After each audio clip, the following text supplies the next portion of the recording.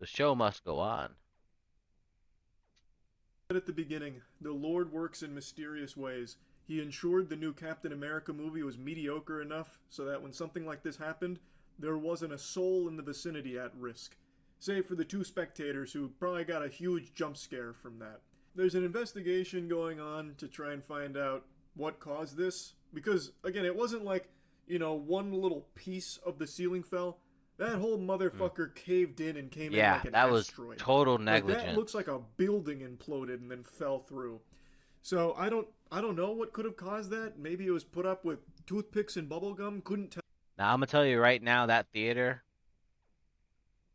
I'm telling you, 9 out of 10, it's not being rebuilt. It is not. It is not going to be renovated. Tell you, but it is very lucky no one was there. If this had happened at a Joker 2 showing, we wouldn't have even known the ceiling collapsed until Joker 2 was out of theaters and they replaced it with something better because nobody was showing up Yeah, to that until the shit, so next no one movie would have came ever out and even someone seen that actually its went ceiling in. caved in. Apparently, the theater was made in 1919, so it's over 100 years old. I think those bones are starting to wear out. So I may not be part of the official investigation squad, but if I had to give it the old sniff test, the old smell test, I'd say probably has to do with maybe not being kept up to Yes, code sir. for a little while, and maybe there was just some shit rotten in there and finally just gave way. It said Geronimo, and it just went down. That's my guess. Again, I'm no architect. I don't build theaters. It's just I know 100 years old. Like that's, I mean, it's only like a blink in the lifespan of an elf, but in human years, that's a long fucking time, and buildings wear out, pretty substantially over that. That's a very fair point, though, Joker. I do want to say that drive-throughs are totally underappreciated.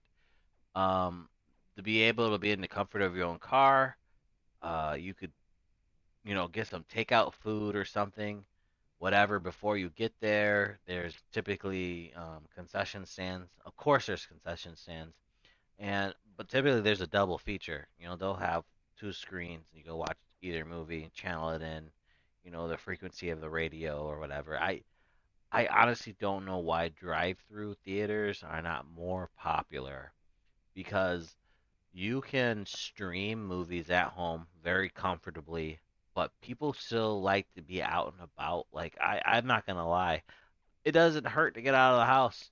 It gets some fresh air, especially like when the weather's nice. Roll the windows down, still watch a movie while you're outside. Yeah, drive-through theaters are they're nice. Period of time. But it was remodeled in the 1970s, so it's still an old building, but it was remodeled within the last century, which is good. Now, according to one of the spectators, they heard pops and cracking, so then he stood Snap, up to take a crackle, peek, and pop. that's when he walked towards the screen, looked up, and then told the other patron, run. So then he jogged away and instructed the other patron that they need to, get the fuck out of there. But unfortunately, the other patron did not get out in time, but they were far enough back that instead of just getting clobbered by the ceiling, they instead just got like some debris pushed onto them. He had to stay to film it.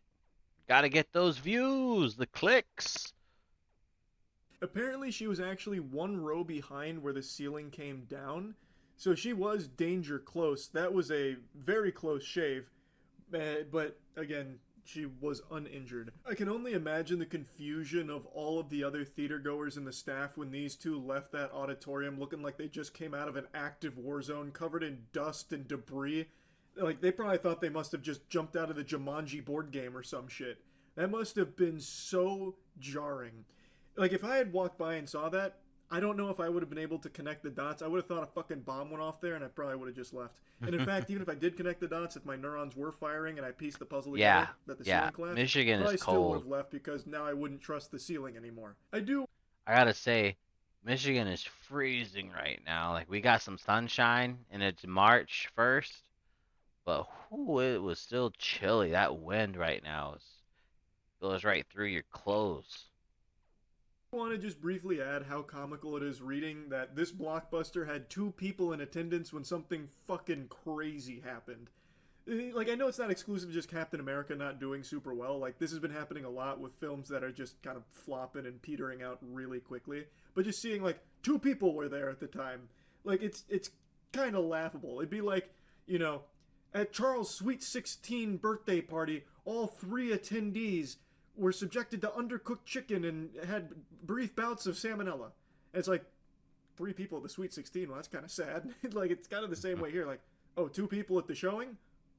Yikes. Whoa. But anyway, it is good news that no one was hurt here. Hopefully, they can fix the ceiling and make sure every other ceiling in that building is up to snuff and won't just fucking blow up.